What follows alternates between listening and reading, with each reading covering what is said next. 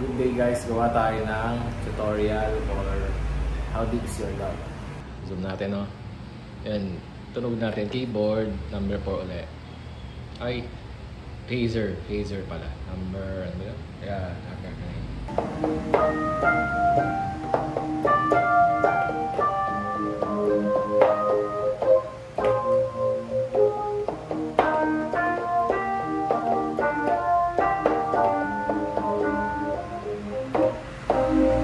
unang chord, ginawa lang natin mataas na octave. E flat, D sharp, yan. Tapos ito, notes lang yung ginapit natin. E flat, F, G.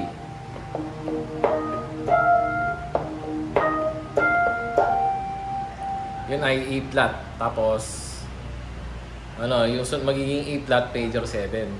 Pero ito ginamit natin, ibig na to.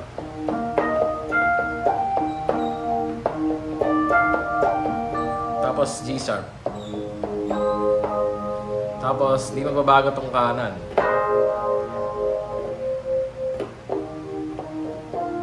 Ito bumaba lang, ganoon lang din.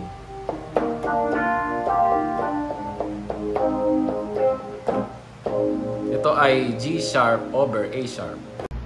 So yung una sa verse, B sharp. Now your eyes. As G sharp minor 7. Lonely sun. G sharp 6. Loving you.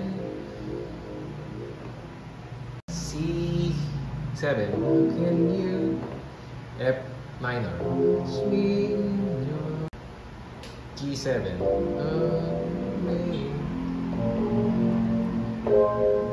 Ito ano pa rin. G sharp over A sharp. Yan.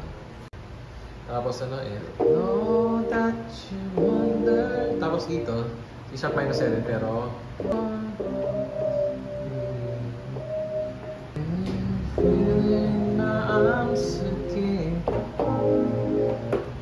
so pre-chorus.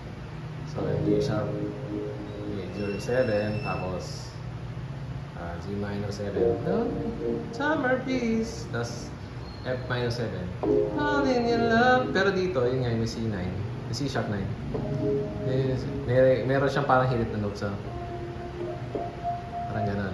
Pag inulit natin, and you come to me on a summer beach, it's all in your love. Yun, yung tatlong to. G minor 7.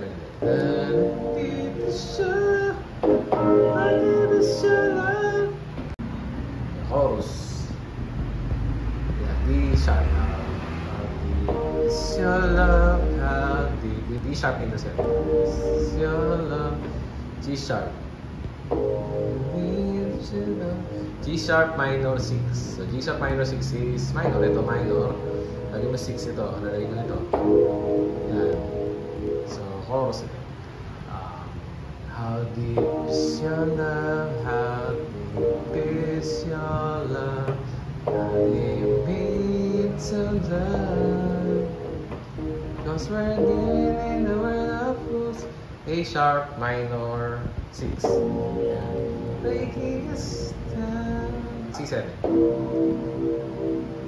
The ocean let us be. Tapos G sharp ano ulit? Minor 6. Look to you and me. Tapos, yung chord progression niya, yung verse, babalik na ulit sa verse, babalik ulit sa pre-chorus, chorus. Paikot-ikot na lang siya. Kahit nga yung part na yung na na na na na na na na na na na na na ulit-ulitan din. So, iba lang yung arrangement kasi may mga strings ganyan. Tapos sa chorus ulit. And you need to show a deepest your love. Meron konting parang layer ng strings sa atin. Dinig, di ba? Yan. Your love, how deep is your love? Need to love. Parang hanggang matapos siya. We belong to you and me. Tapos second verse, nawala yung string. Balik lang ulit sa dati. So, verse 2. I need you.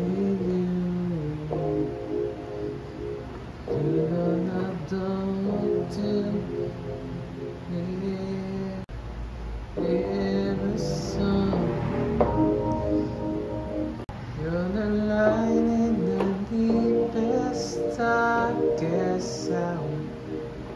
Pero dito, may ano, yung that sound. May ganun, hibit siya na sabay pag pinakinggan nyo, may stutter siya na ganun. C minor din. 7, E minor 7. You're my savior when I fall. Tapos maglalagay na naman sticker para mas malakas siya. And the name of it, I care for you. And I know that's all.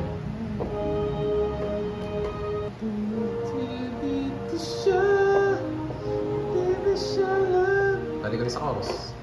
Tapos yung Hadi Pisyola, chorus lang yun. Hadi, same chords. Hadi Pisyola.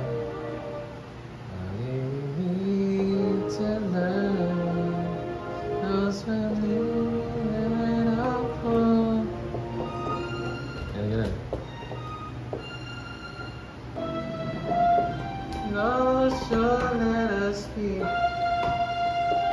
Belong to you and me. Tapos dun sa la la la la la la la la la la la la la. Yan, di ba? Pares lang naman ang chords dun sa verse. Pero parang ang part niya is interlude ng song. Melody siya na parang yun yung nangingibabaw.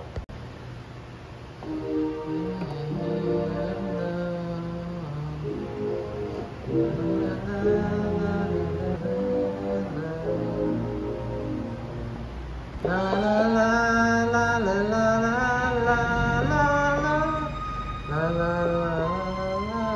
la. Tapos la la la la la. Ulit-ulit na lang yon yung mataas, di ba? Hadi Pisyola, Hadi Pisyola, yun na, ulit-ulit na ulit. Pero yun nga yung strings na tinuro ko na last, may ganun siya. Pwede nyo include sa keyboard, pero pwede nyo rin, kung meron kayo ibang kasama, siya gagawa ng part na yan. Ikaw, ano ka lang, yung phaser na piano yung gamit natin. Fade yun. So, ibig sabihin, yun na yung ending niya, pero pag-ulit na chorus. Ayun lang, tapos na tayo. Maraming salamat at sana na-appreciate yung ating lesson. Hope you subscribe. Yun lang, salamat.